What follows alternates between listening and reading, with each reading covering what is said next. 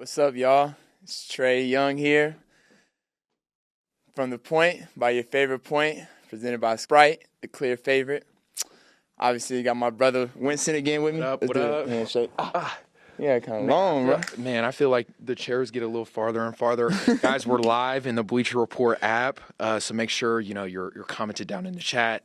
We're so excited to have everybody. Ice, it's been a second since All-Star, man. I know you've had some things going on. All these injury reports are saying that it's your fifth finger that's been. Yeah, they need to start saying pinky. But why you think like fifth finger is crazy? Honestly, well, that's just the proper way. You gotta say the it. medical term. The medical term. So whenever Dr. Ice Trae, everybody, Dr. Ice.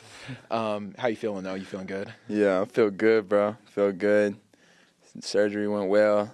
I get this my wrist free tomorrow, so I had this it's like a little brace. I wrapped it up so it looks a little prettier than what's under it. But yeah, I got a little brace. It'll be all right. I get this off tomorrow, and then got to be in that for another 3 weeks. So. Yeah, I'm the king of fun facts. And did you know actually it is not your pinky that is your weakest finger, but it's actually your ring finger that is your weakest finger? Really? Man. Yep. Damn.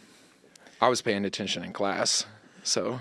Yeah, or somebody just gave you a fun fact. Fair. Shout out Abby. Thank you for the fun fact. But this is I know this is the first time in your career that you are going to miss a little bit of time, longer than you have in the previous couple of years. What has that process been like for you of just kind of coming to terms that you might be out for a little bit, and what kind of steps are you taking to make sure you're good to go whenever you come back? I don't even know if I've came to terms with that I'm going to be out long. Like, I ain't even missed 5 games yet or 4 games yet. Like, True. I think the longest I've missed in a row in my whole career was 4. So this is going to be the most games, obviously, I've ever missed in a row or in a season. So I don't even know if I'm, like, in full terms with it yet or understanding on, like, what I'm gonna be like. I mean, throughout this whole thing, I may get frustrated at times because I'm not used to it and I'm just ready to play. But yeah, it's definitely, I'm not used to it for sure. And as a competitor, what is what's next for Trae? Like I know it's got to be difficult sitting on the sidelines as somebody who just wants to compete every night, as you have done, in the past couple of seasons. Like, what is that like? Well, I just got to get this rehab process. My first time doing that, so getting out of this brace tomorrow, and then just seeing the hand doctors every day, or my rehab specialist. I got one of the best in the game, so she's going to make sure my hand's right and can get me right. And whenever the time is ready for me to come back, I'm gonna come back. And mentally, how is being told that you are going to miss a little bit of time? How is that for you? You feel like you're solid? Nah, I mean, to be honest, I ain't solid with it. Like, it's tough. Like, I mean, it's my first time having this, so it's like I get a little break, but I'm not happy with it. Like, I like just watching the last 2 games and seeing my teammates out there playing. Like, it's tough. Like, not being able to be out there and get my guys involved or score when, I feel like we need a bucket, or like, it's tough because you're watching it from a different lens, and now I got to do that for a little bit. And but like I said, it's God's timing with everything, and so this may have just happened for a reason. Amen. So that's what it is. Amen. And we've talked about this multiple times on the show, but how important the NBA community is around you. Have there been any guys that have reached out to you to offer their encouragement or advice of not even just like the physical stuff, but just making sure, you sharp and mentally, just knowing that you got somebody there? Oh yeah, for sure. A lot of guys hit me up. One of the first guys was Book, though. Book said he had the same injury 5 years ago. He hit me up right away when he saw the news. But yeah, a lot of people have hit me up. The lady who's working with me has worked with, CP after all his hand injuries and getting him back right. And certain guys after they've been hurt. So like, I'm with one of the best specialists too. So yeah, a lot of people have hit me up, but yeah, it's been tough for sure. What did Book specifically say to help encourage you, just to know that you're not alone, that you're going to get through it, that process? Man, I think him just telling me that he went through this process and he had the same injury 5 years ago is enough. And we were talking a little bit about it. And but yeah, I mean, just him telling me that, you can see what he's done since then. And so you can just that alone is enough. Like, we ain't got to talk too much about it, and he knows that. And he was just giving me some encouragement because he knows. I mean, I would rather be playing than being through this. So Sure. It was good to hear. Everybody loves a comeback story, whether that's big or small. Everybody likes to see somebody come out on the wrong side of something and then eventually be on the mountaintop again. And so I'm sure there are multiple folks, not only us, your circle, but those around the league that can't wait to see you back on the court. Mm-hmm. As somebody who's and I know personally, but a lot of people don't, is you are a creature of habit. You love your routine about how you prep, how you do all this. What has that shift been like for you? This is like a massive change in your routine now. Like, you can't go to the gym at X time. You can't, you got to change up your whole day. So how has that change for you been? And well, like I said, we ain't started it the fully thing yet, but I know it's gonna be way different. Like, and that's why I said I don't know how I'm gonna be with it. Like, I may have some bad days where I'm not in the mood to do certain things. I may be frustrated because, to be honest, I'd rather be playing than going through this rehab process. Like, a lot of people don't know. I don't even tell my strength or the training staff a lot of times when I'm hurt, like, just because I know they always side on precaution and being over precautious for the players. So sometimes they may hold a guy out just because he said he was hurt with something here or there. So there's been times a lot throughout my time in the league. Everybody probably does it in college, but in the league where I never even told the training staff that I'm hurt. Yeah, so I'd rather be out on the court. So yeah, going through this is going to be different, and so I don't even know what the steps are going to be like or what I'm going to be like every day, but it's going to be a process for sure. Have you found yourself watching more hoop with just, a little bit more time to maybe, not be prepping for games or, not actively on the court during practice? Sure. Yeah. For sure. I'm at the house. I'm watching games. I saw Caitlin break all these records these past couple of weeks, and then today, it was just seeing all these different things going on. Like, I have a little bit more time to do that. And I know we just talked about routine. I know part of your routine is always in film and just making sure that you watching yourself about how you can get better. So I'm sure, well, I know, because I've seen you do it in the past couple of days, but I know you're in film heavy, just making sure that you're even taking this time to get better. No, for sure. I mean, I'm gonna be, when I get back, I'm not gonna be back and be average or be regular again. Like,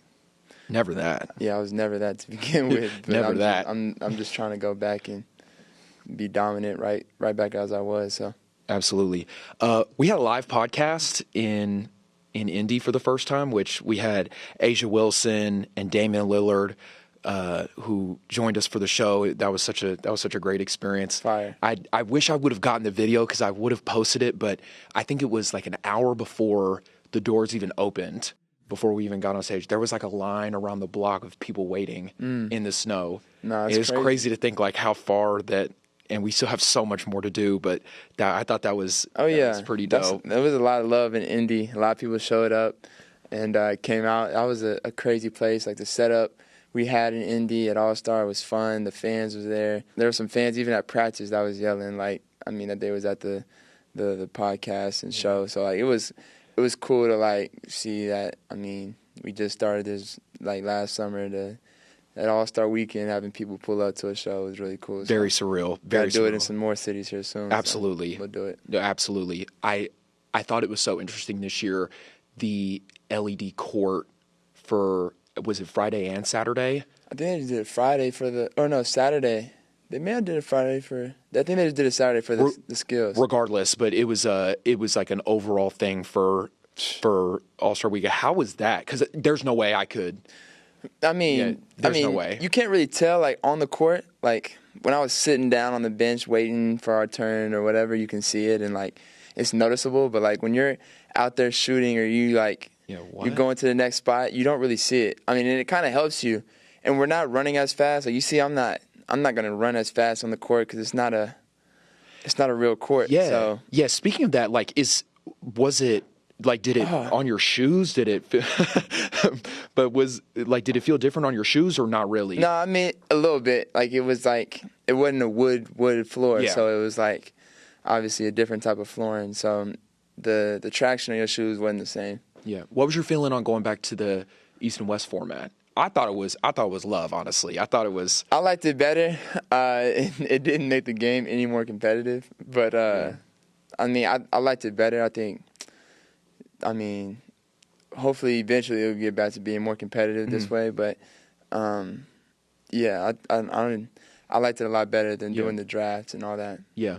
In your own perspective, or your own opinion, is there a specific way that you think the game can get more competitive? Is it simply just guys buying in? Is there a certain measure? I mean, it doesn't have to. It could be super general too. It's just there's a lot of different ways that it can be better. Like, I mean, the game is way different now. Like, there's a lot more politics that go into the All-Star game, and it's a lot different nowadays. So like, people look at the All-Star game. I know for me, through my lens, like I look at it way different than what I did when Kobe and Jordan were going at it, or AI and some of the best guards were going at it and going at each other, and best players were going, like, you even see like Shaq and them would play a little bit at the beginning, but when it gets to the fourth quarter and third quarter, like they're trying to win. So like, I mean, it's a lot different now, but I feel like a few things could change it. Like I think maybe obviously the East-West, going back to that, because doing the draft is, I mean, they're making the All-Star game more for the fans than for the actual players and them being there. And we get it. It's for the fans. And so if it's for the fans, us as players, we're not going to, the way y'all are making certain things, we're going to look at it as that, and we're going to try to put on a show for the fans. Absolutely. Give them lobs, shoot half-court shots. Yeah. Like, and it does that. Most importantly, like the All-Star game does that. It is a show, and it absolutely did that to the best of its ability. It is a full show. I'm sitting there glued to the TV. Yeah. Like, you know. And this was one of the highest rated watching All-Star games in history, too. So it's like you're winning on that, but you're not getting the defensive side. Exactly. And the competitive side. And it's tough because guys nowadays, like, for me personally, like, I look at the All-Star, being snubbed a couple of times when I feel like I should have made it. Like, I look at the All-Star game a little differently than some guys that probably made it every year. But guys that make it every year, I mean, who knows what they're thinking. Like, guys like Luka and Jokic, like, they know they only judge in the playoffs and championships. And, I mean, if they get some what's it called, like you see them joking playing soccer with the basketball in the game. Like, it's more about, like, some guys are taking it serious, some guys don't, but every guy has a lot of guys have different reasons for it too. So exactly that. I mean, maybe if I don't know what would make everybody buy in a little more, but I think the game is looked that way different, and some guys look at the All-Star game a lot different. Yeah, and that's great. And honestly, like what they did, like you said, it was an extremely successful weekend. Like the LED court, amazing. Thought that the game itself was super entertaining. Like you got to, and they're changing a lot of stuff too. I mean, sorry to cut you off, but they change a lot of stuff too, because that can make it frustrating as the player going into it every year. Like this year, I'm on the bench. Like, it was 2 years ago, but I didn't know it was there wasn't a target score this year. Like, you know what I'm saying? Like, they switch it up every year, so it's like, how can you really buy into a product when you don't even know necessarily what it's going to be? Right. You're really more focused on your team at that point. You're focused on making sure you're ready to go back after the weekend and turn up the second half of the season. So that's how I feel about it. Yeah, and that's absolutely fair. For what it's worth, I thought the league did an amazing job. I thought that, like I said, the events overall were a huge success, and looking on, building it, to future All-Star weekends, and hopefully they continue to put out a good product and get what they're looking for. There was speaking of All-Star, there was I saw your feet, your chrome. I think the colorway specifically was Dimes, in collaboration with Adidas and Brandscene. Shout out Max. Shout out Has. Shout out Has for that. Wildly sick shoe. I thought they were so sick. Man, when you first saw the shoes, oh man, those are so crispy. They fire. No, they tough. Homie Max made those.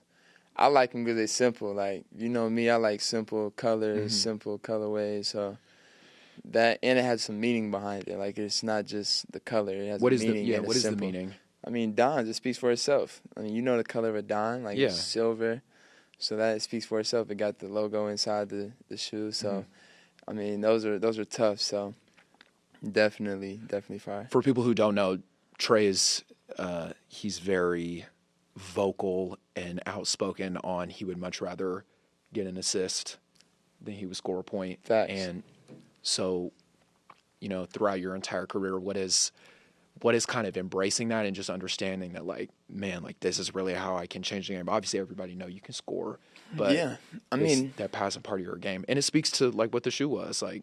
I mean, that's just how I've always been built. Like even like just the selfish narrative around me. Like that's just not in me. Like I'm just that alone. Like my favorite thing is an assist. Like me letting my homie design my all-star shoes. Like I feel like that's helping. That's an assist. Like I love that. That's what makes me happy. Like if it was me doing this alone, I'd be sad and it wouldn't be as fun for me. So I've always been that way. It ain't never gonna change, and that's just how I've always been.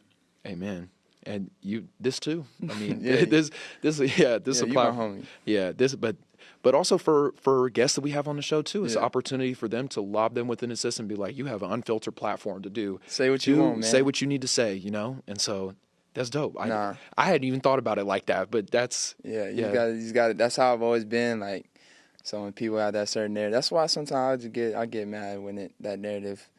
You won't see it outside in public how mad I get when a narrative like that swirls around, but we do though. Yeah. But it is what it is. And it's valid. Top 5 passers ever. I know we've done a couple top 5s. Top 5 passers. Yeah. I'm gonna go Steve Nash in there. I'm gonna go John Stockton, all-time leading assist man. I'm gonna go top 5 passers all time. That's crazy. Jason Williams, White Chocolate. I'm gonna go CP. Chris Paul, and then I need one more. I'm gonna go with big man. I'm gonna throw. I mean, Jokic is on his way. Yeah. Jokic is on his way, but I'm gonna put a big man in there, so I'll put Jokic. For what it's worth, I think mine is probably Magic. I'm tripping. Sorry, Jokic.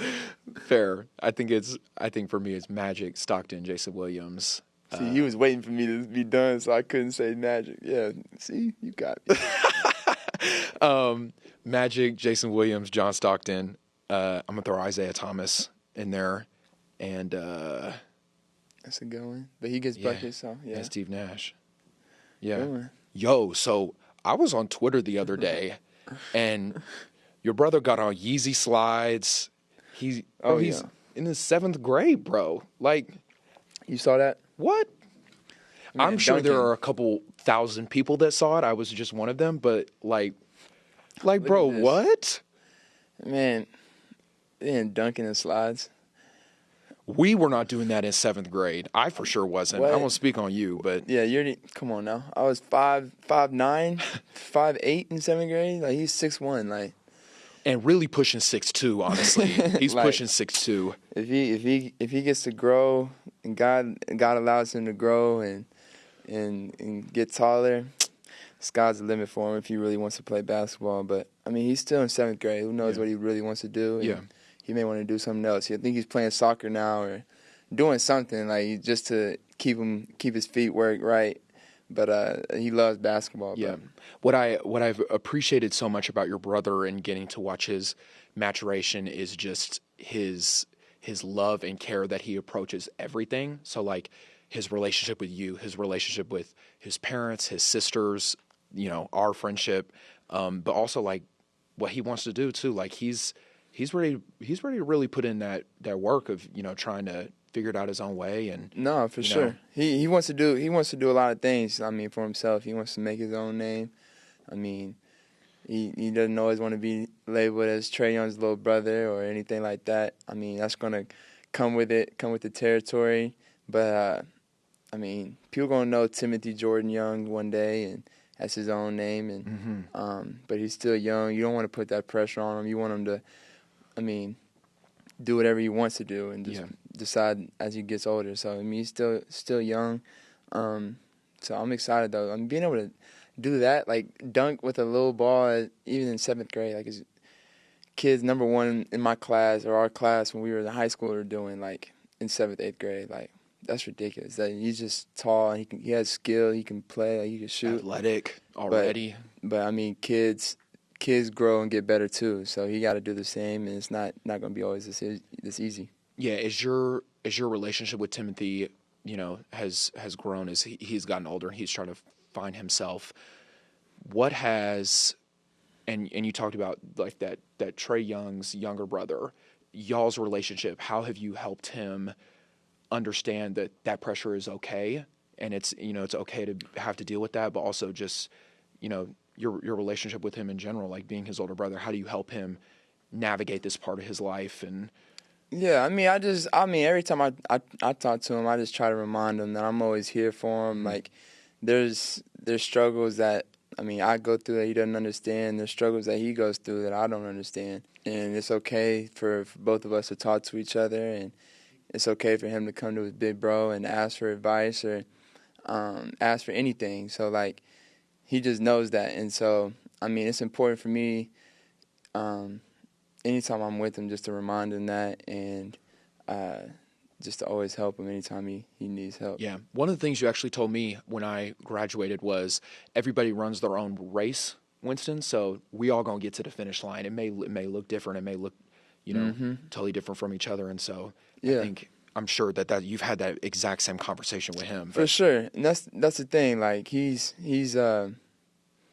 like you said, like, everybody's race is different. Like, everybody's timeline is different, and he's gonna be good in whatever he decides to be. And I don't want him to feel like he needs to play basketball or anything like that. Like, so sometimes I kind of give him his space and give him his time to, like, I wait and to see when he needs me. I don't necessarily bug him all the time because I know he's his own person and has his own things going on. So I kind of sometimes wait just to see when he needs me, because I know he will in a lot of areas and a lot of things. So I just try not to put a lot on him. Of course, we just talked about running your own race, and how specifically young kids in Norman, or really the entire state of Oklahoma, have now officially gotten to experience, or at least hope to get to experience, the Young Family Athletic Center that opened up, I believe it was 2 weeks ago, the Monday after All-Star. Man, just talk about how important that is for you and your family's legacy, and being able to provide a one-of-a-kind facility in Norman, to where we didn't have that growing up. Like, we had a YMCA, but not that. Oh, yeah. No, this is like my version of like the YMCA for like just the more national people. Like, I mean, there's going to be kids going there for after-school programs in Norman and things like that. But, like, in the summertime, being able to have, like, big-time swimming events, big-time volleyball events, basketball events, like, bringing some of the top coaches in the country down to Oklahoma was important to me. And so being able to have a facility to have the biggest tournaments when, I mean, Bill Self, I mean, everybody's going down. I mean, Calipari, everybody's going down to Oklahoma now to watch the best players, and they pulling down on Trae Young Drive to the YFAC and family, facility. It's crazy. So it's like, it's an unreal feeling. Like, you don't understand. Like, we grew up, like you said, going to the Y, like going to these places around Norman. So to have like my own street and own building, like with things, like it's still surreal to me. So like, but that part is just the beginning. Like, I'm gonna have a lot of events there and a lot of big time things there. It's gonna be really cool. Oh man, I'm so excited. And you're right. People don't understand because nobody was in.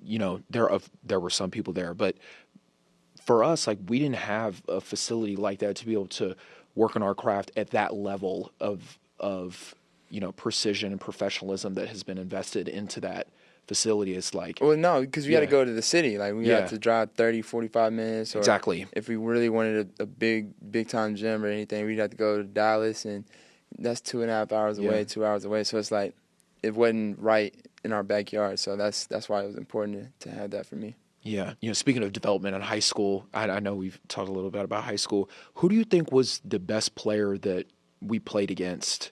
Well, it could be, well, let me not say we, because you played on an elite AAU circuit. I did not. There's levels to this, folks. But who, and it could be at any point. In high school? Are you talking about in Oklahoma, or you want to talk about national? So if we do Oklahoma, You could say both. I mean, my perspective is, very limited compared to, I'm sure. Okay, I'll do both. So, in high school, in Oklahoma, there was this dude named, I don't know. No, not RJ Fuquay. That's my homie. No, not him. I think we fried them that one year we that did. we played Booker them in T postseason. We cooked them. RJ was a part of that. But there's Jacoby Long was nice. This Mustang high school team was nice. Curtis Haywood. They was nice. I don't know.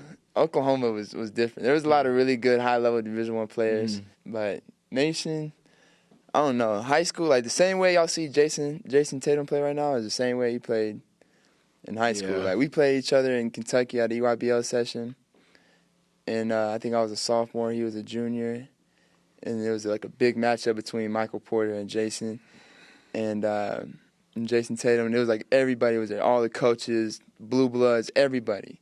Like, it was filled, standing room only, and I went out there, and like they were guarding each other, evened each other out, and like they both had like 21 points. I had like 27 and 12. Like I had the best game I had that whole session, and first time after that, like I got Kentucky offer. That's when I started really blowing up, making a name for myself. But Jayson, when I tell you, like, the same way he plays, like the back to the basket, the jab, the same way. Like, the same way he played for the St. Louis Eagles is the same way he plays for the Celtics. So I think anybody that tells you, like, that played against him back then would tell you, like, he's a little stronger now, obviously, as you get older, but the style game, the smoothness to it, like, you knew he was a pro, like, from way back then. Yeah. There was a clip that came out on Micah Parsons' show when CJ Stroud that went viral, and CJ was like, "Yeah, I gave Jaime Jaquez 40 in high school." I've seen that. Yeah, that was hilarious. I've seen that. But I can't remember. Other than Charlie Collard, I'm sure we played against some NFL players, but like maybe some. I can't remember. I also don't really remember anybody at least in high school, like giving us 40. I don't think so. Nah. We was given the 40. They wouldn't. You were given the 40 points. I was both not. Of us together, like 50, right. 60.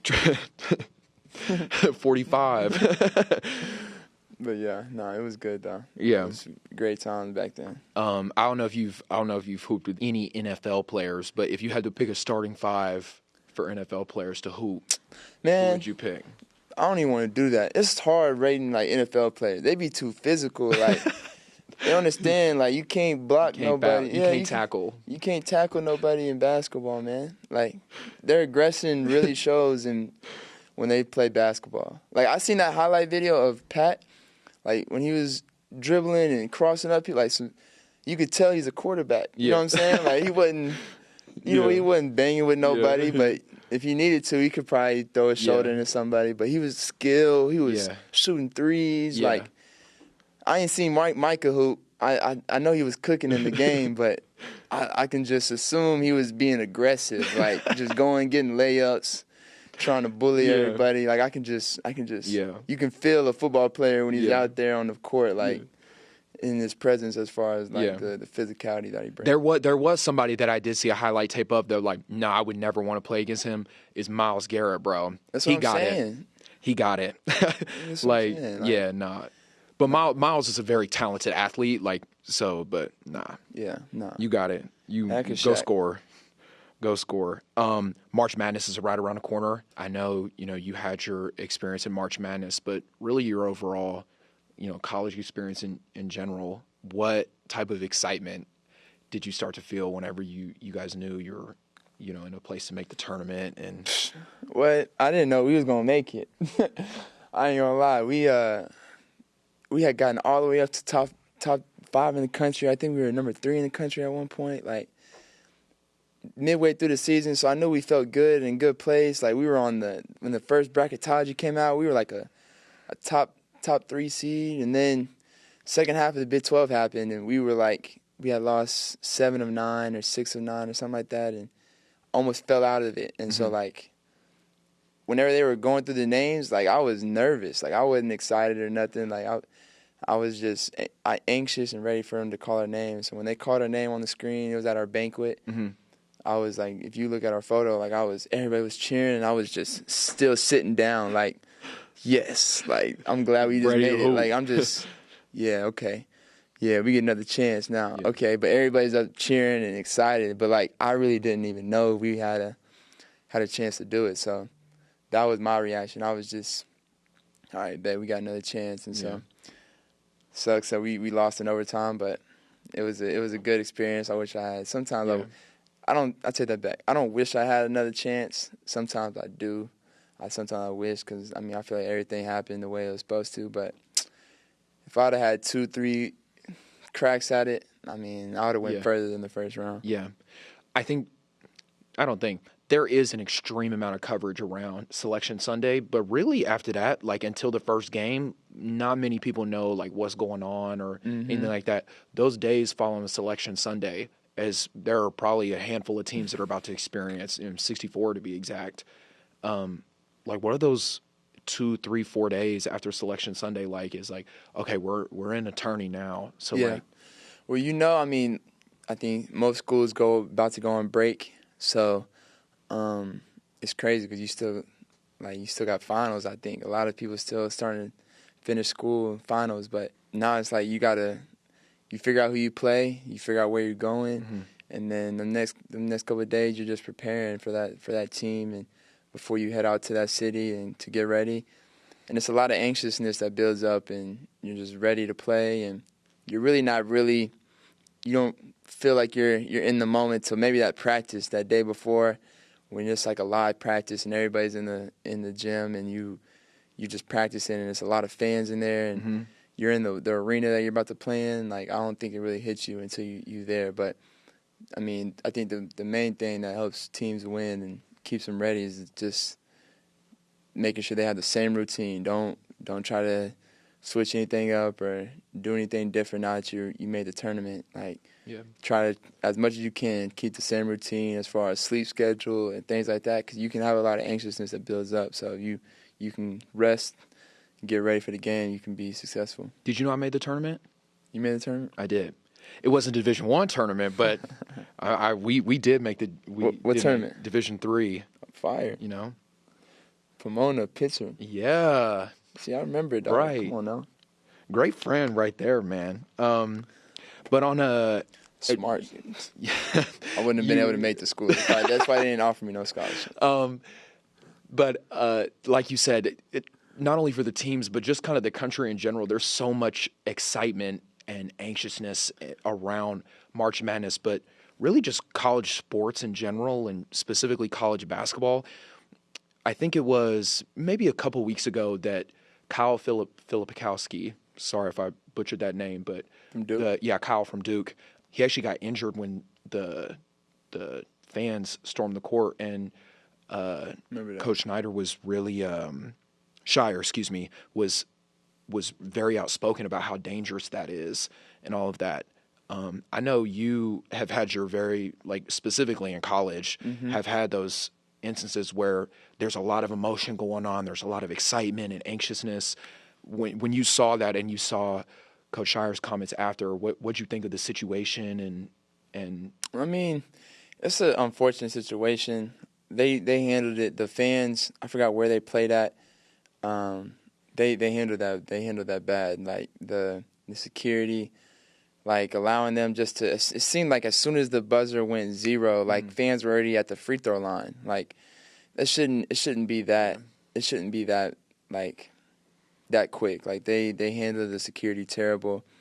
I'm not against fan storming. Like I've had the fan storm on me when I was in college. Like, and I said fuck the handshake, and I just ran to the locker room. Like, cause I knew they was only storming the court because they beat me. Right. So and beat our team. Like I wouldn't, cause I know, cause in being in that situation, imagine if you're Kyle or you're me, like, and they rush the court, or you're Caitlin who gets bumped. They're not running just to touch the wood. They're running to go run and hit Caitlin Clark. They're running to go touch her. They don't necessarily want to beat her up or be mad. Yeah.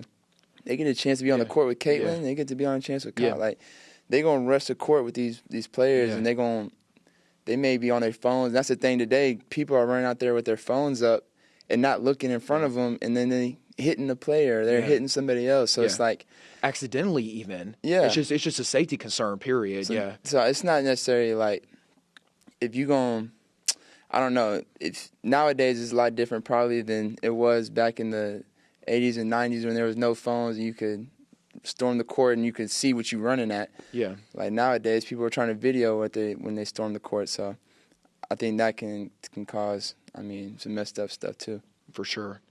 Yeah, I totally agree. I think at the end of the day, just like it is in the NBA, every level of competition there should always be a level of safety and protection of the folks, men or women, that are out there on the court playing a game. And the minute that's compromised, you have a much larger problem on your hands, because that is going to, God willing, nobody gets seriously injured. But if that does, that affects performance of not only the team, but that can affect an individual's opportunity to maybe play at the next level. Like, you just never know. And it only takes one. It really should only take one time, or now it's been a few times that this incident has happened this year. Like, it only usually takes one time for things to change. Like, I was just at Disney World for All-Star break. Like, if a rod messed up one time, like, They're gonna shut it down and make sure this shit is fixed and changed before they just let people back on the ride. Like, that's safety. You know what I'm saying? Yeah. So that's the thing there. Things are gonna change now that there's been some accidents that's happened. For sure. LeBron just hit 40,000 points, bro. Like I can't even fathom what 40,000 points is. I think I probably have nobody can 200, but Nobody can. That's ridiculous. Man, LeBron was my favorite player growing up, and I know you and him have a relationship, but to see somebody achieve that in not only our lifetime, but have the opportunity to share the court with him in competition, what has that been like to see him achieve this milestone, and not only that, but keep ascending on it? Man, it's unreal. Just witnessing it and just looking at it from playing against him, and then just from watching him as a fan, as a kid growing up. It's just crazy. And now being a part of it, I've scored 10,000, I've been in the league 6 years. It's a lot. And I ain't just averaging teens. I'm averaging a lot too. So to see him put up 40,000, it just shows the longevity you have to have and the amount of dominance you have to have over a certain amount of period of time. And that's why a lot of people don't think it'll ever be broken. It would be like John Stockton's assist record, because of the amount of dominance he's had for so long. That's why in the GOAT debate you gotta include that. You gotta talk about that type of thing, because what he's done, nobody's ever done. What he's doing right now, nobody's ever been able to do. And it's not like he's just out here just a regular guy. He's still one of the top players in the league and playing at a high level, and he still wants to win championships. So to be where he's at and to accomplish what he's accomplished, I think his caption was one of one. He's definitely one of one. You can say that. Yeah, for sure. And as young guys like yourself, a select group of NBA players are looking at him and hoping to continue to ascend in the league, and some people maybe refer to it as maybe like a face of a league per se, but Mm-hmm. I think that term is honestly a little bit overused. Yeah. As a young guy and also your peers, what do you think as you guys try to elevate your games? Like, what do you think that criteria is? Like, do you think it's longevity? You think it's dominance? You think it's championships? What is it? All of the above. Like, I think it's a little bit of everything. I think when you look at the guys who are the face of the league, you think of guys like LeBron, you think of Kobe, you think of, guys like Jordan, KD, like guys that have won championships. And like today's game, there's so many talented offensive guys. It's hard to really name just one one face of the league. Like right. when Bron was here, or when Kobe had a certain time period, or even Jordan. But like, that's what I'm saying. I feel like people are going to judge it when some of these young guys start winning championships, or who's going to be that first young guy, or who's going to be the next wave of young guys who start winning championships. Yeah. I think that's you think of like Jokic and you think of Giannis. They're young guys, and so a lot of people think they can be the face of the league. But you think of Luka, you think of some of the young guys, like they're just waiting for people to win championships. And I feel like that's what it is. But today's game is so many talented players, so many more talented players. It's going to be hard to just have one face of the league. Right. Yeah. And because face is singular, and that's why I have as a fan, for what it's worth, it probably means nothing, but means some. But that's just my own personal opinion. Is like a face is singular, and I just don't think where our game is going. Like you said, I have so much appreciation and respect and for a slew of you guys that are just so talented in your own rights, and I think the league is in great hands. That's what I'm saying. We just had a 7'4" guy get drafted, a 7'5" guy get drafted who can dribble. So you gonna put him as the face of the league? You gonna put Luka? You gonna put Jokic, Giannis? Like, it's not just one. Like, or you know what I'm combination. saying? Yeah. It can be a lot of faces of the league and a lot of people that represent the league. You know what I'm saying? Yeah. Since we're live in the Bleacher Report app, I thought it would be kind of dope to take some fan questions. People have been writing in as we've been live. So the NFL Combine is going on right now. I'm sure you've seen some clips on IG, Twitter, X. Who do you think would run the fastest 40-yard in the NBA? I got my pick already. Fastest 40? Who would you say, since I went first last time? I personally, just because I got to see him in high school too, and now in the league. You gonna say me? No. Dang, No. I think you probably top. If you want to say 5. Okay. You top 5. That's I think De'Aaron Fox is probably. What? I think he's probably 1. He's definitely top 3. Man, he may be. Hold on, what was the question again? Fastest? So, yeah, who do you think in the NBA right now can run the fastest 40? Fastest 40. Not dribbling, not just fastest 40. I think it's Fox. Man, I don't know, bro. Cause there's some dude. I don't know. They gonna beat. I don't know. Cause there's some tall guys who you got to think gonna use their long legs. Who gonna. I don't know. That's a good question. Fox is definitely fast. Yeah. I don't know. That's fast 40. I think maybe it's alternative. Like I think. Cause I was gonna say Ish Smith, but I don't know if he's still in the league. That motherfucker's fast, dog. Man, super quick too. Smith, what? Every time he came in the game, I'm like, yeah, lace your shoes up a little. You gonna be in a foot race. I think you up there honestly. Yeah, no. no. I don't know though. There are a lot of fast guys though. Oh, there's a lot of fast dudes. Yeah. Another one is, what are some of your favorite things about living in Atlanta that are completely unrelated to basketball? Favorite things about living in Atlanta.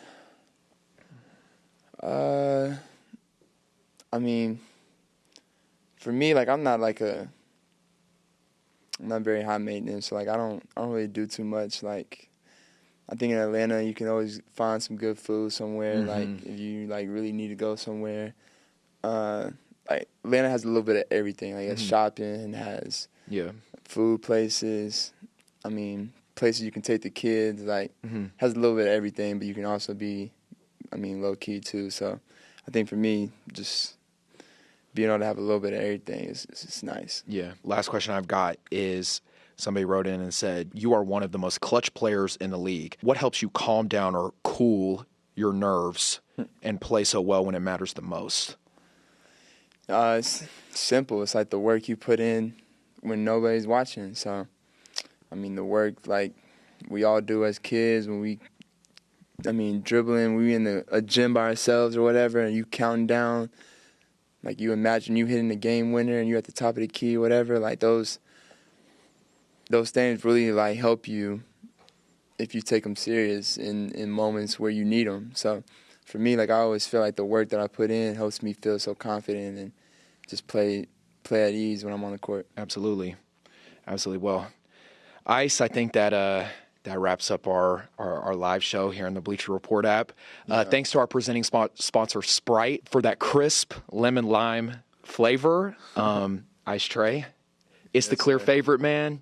But I think that wraps us up here. Okay. All right. It's another episode of From the Point by your favorite point. 3 fingers on this one. See y'all next time. Peace. Peace.